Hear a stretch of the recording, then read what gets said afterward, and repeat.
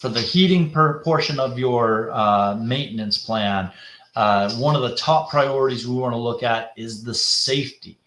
Okay, the safety of your system. So an annual maintenance, especially in the fall, we're looking at a lot of safety items such as gas leaks, because it's hooked up to gas lines, the furnaces are.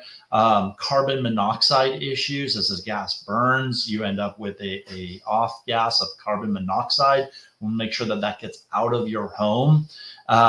There's a lot of safety issues on our safety switches and components on your heater, because you're using such high heat that we want to make sure that nothing is catching on fire, that there's no gases escaping, that your system is safe because of that high heat. So there's limit switches that will actually, if your system gets too hot, it'll shut itself down so that it can cool down a little bit. Want to make sure those are working properly. So any of your safety switches are working properly on your heater before we start to use that in the wintertime.